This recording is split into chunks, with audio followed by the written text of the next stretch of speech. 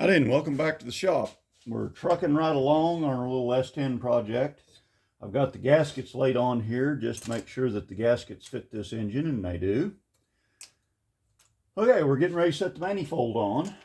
So the first thing we're going to do, I have cleaned this within an inch of its life. I wouldn't say that it's clean enough to stick in your eye, but it's clean enough to stick in your eye. So the first thing we need to do before we put the intake manifold gaskets on it is put a little dot of blue goo in the corners. Now I bought Felpro gaskets for this, and they actually sent a little tube of blue goo, which it's gray on this one, but you know what I'm talking about. So all we got to do is put a little dot on there and make our little dot go up about a ½ an inch. And that ½ an inch is according to the genuine GM service manual for 4.3.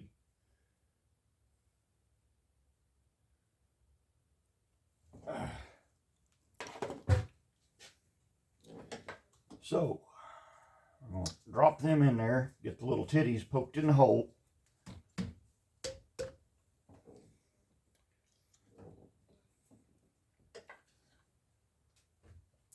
Upside backward, dadgummit.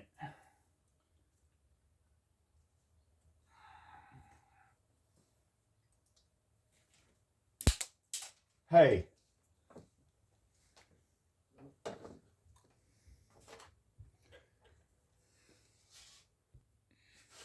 Now we're supposed to apply a 5mm or 197 thousandths bead of adhesive, GM part number such and such, to the china walls. Now I'm not going to get my calipers out and measure 5mm or 197 thousandths, but I'm going to put a little bead of monkey snot here on the china wall.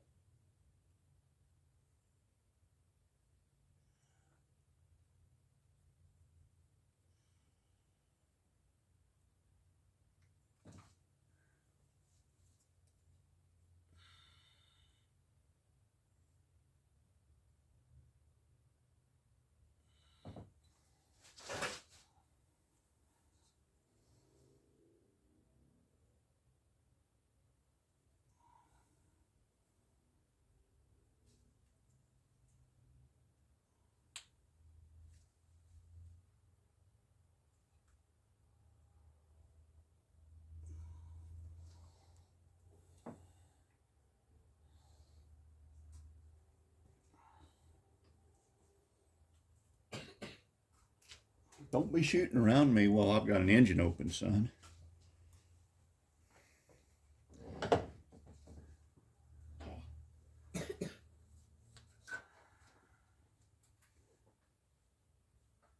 What kind of goo is that?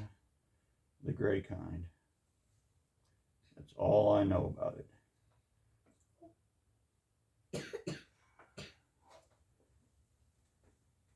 And I used way too much. I know that much. That's cool. Yep, you always have to use way too much. That way it leaks better. It's worth a try. Yep. You can't have a Chevrolet without having some oil leaks. I mean, if you worked as hard as you could, it would still have oil leaks. oh, probably. Sounds like you're going to have to switch to filtered Pall Malls. Oop. Miss. Okay, we've got that gooped. Now these are just some 5/16 bolts that I cut the head off of them, put a slot in them in case they get stuck where I can take them out with a screwdriver. And this is going to help me guide my manifold back down on here, because I shake like a dog passing a peach pit. Well, where is the hole? Who stole my hole? You did. What in thunderation? There we go. The devil is happening. I don't know. I has hold my mouth wrong. And I did chase all of these holes with a dull tap. You don't want to use your very best brand new good tap on them. because you don't want to cut threads, you just want to pull the crud out of the threads. So these have all been chased. Now I got my guide studs in there. Now I'm going to waller this back out of the way one more time and hope I don't get her trapped. Or break any of it.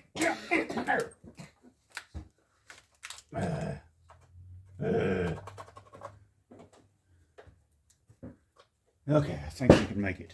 Do we need to cut it? Nope. No. Okay. There are new O-ring seals on the fuel lines, and I put a little bit. See that? Yep. I put a little bit anti-sneeze on the end of the fuel line where the nuts are, just to keep the nuts from growing to the fuel line.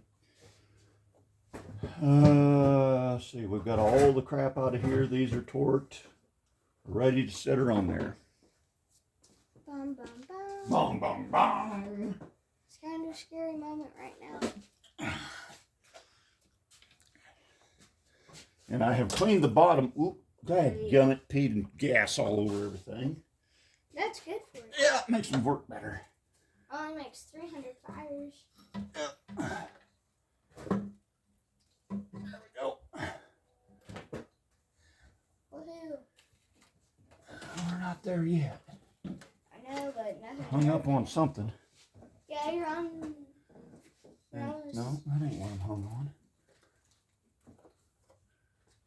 Oh, I'm hung on the cotton picking. There we go. Oil. Cinder. Darn it. There you go, you dirty turtle. Haha, we won. Yeah. I think it would be easier if we pulled the motor out, but that would take way more time. Yep. Now we're going to waller that back and forth till we get these holes halfway centered up. Not even close. Yep, that's pretty close.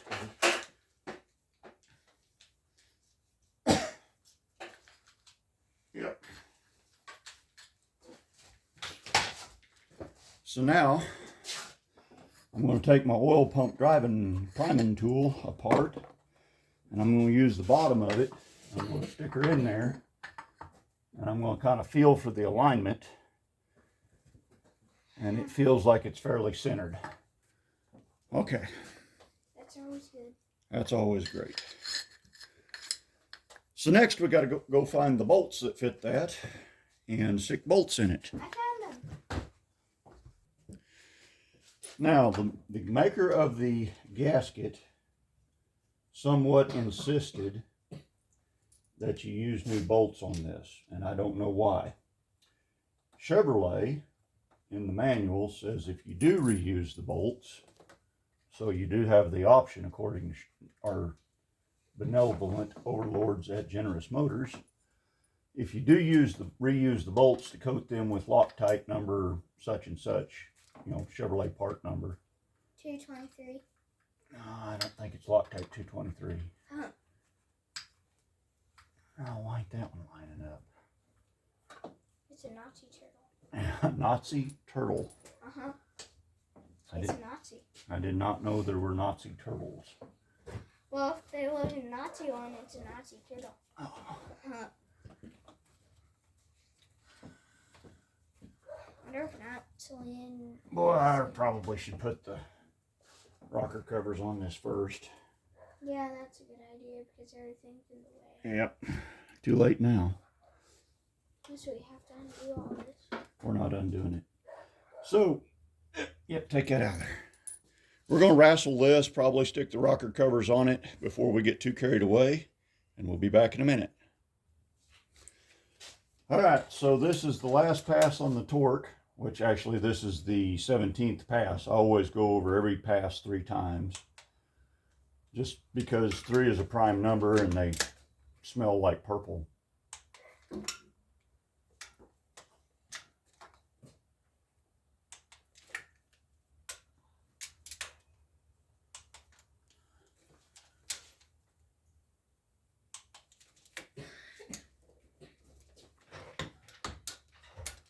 So these do have a very specific torque sequence to work with them funky weird old plastic and rubber gaskets. You got to follow the torque specs and the torque procedures. Very, very important that you read the fantastic manual on these and actually have the correct manual. Spend a few bucks and buy the right book. They're not expensive. So we've got that torque down. I'm going to get the fuel lines before I forget about them, because that is an exercise in immense frustration. And I'm not shaking hardly at all. So I'm going to get the fuel lines next. Okay, now for the part that we've all enjoy. So this is an old distributor that was, I think the Hall effect sensor went out, and it's cheaper to throw the old distributor away than it is to buy a new distributor, or than to replace the Hall effect sensor with a new one. So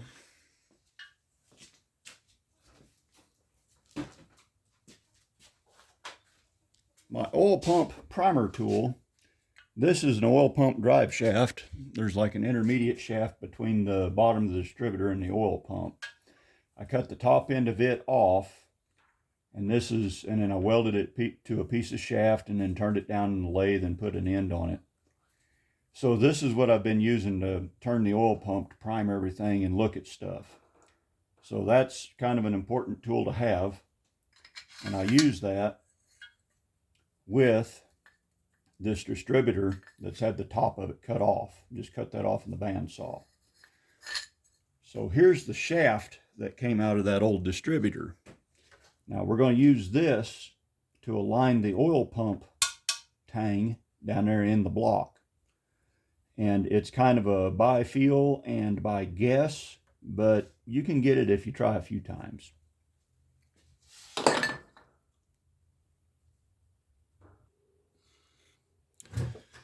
So the first step is you stick your distributor in there. You don't even try to line the oil pump up. You stick your distributor in there until the oil pump shaft bottoms out and holds your distributor up. And you try to line it. Oop, I'm shaking. Sorry. Try to align your teeth on your gears to where you're pointing about the right direction, but you can't plumb bottom out. So my rotor is pointing, pretty much at this back rocker bolt. So now we're going to stick our priming tool and associated crap down in the hole.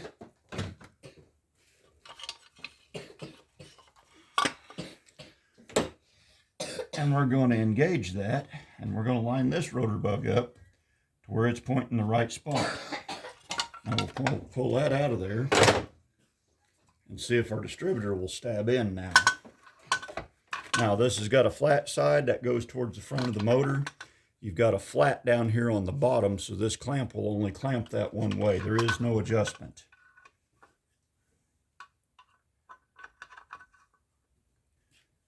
Off.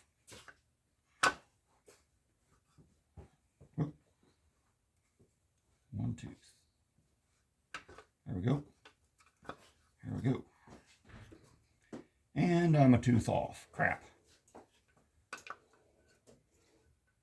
So I need to back that up.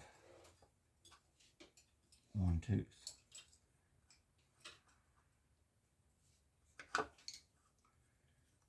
I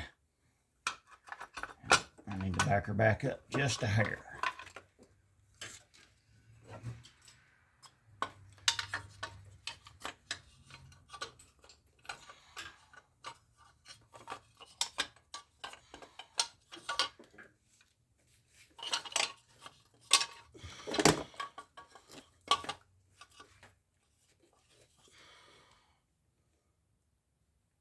Just back her up about halfway between here and there.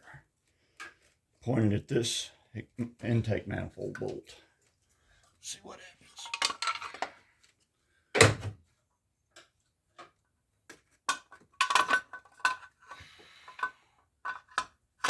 Hey, Almost. Fell in the hole. Come on, damn it. Get in that hole. Huh? No cussing. You're right. I'm sorry. Can you forgive me, son? Maybe. Okay. Can the folks watching forgive me? Probably not too. No, probably not. Oh, come on, you dirty rascal. I've had this thing in there once and then I pulled it out to show the camera.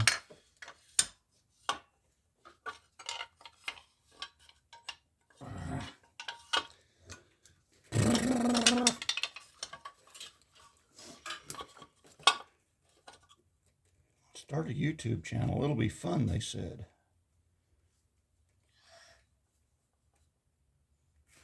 Who said that, Rick Dodge? Rick Dodge and me ain't in very good terms right now. We're not going to talk about that on camera. I think that's a good idea. I think so too.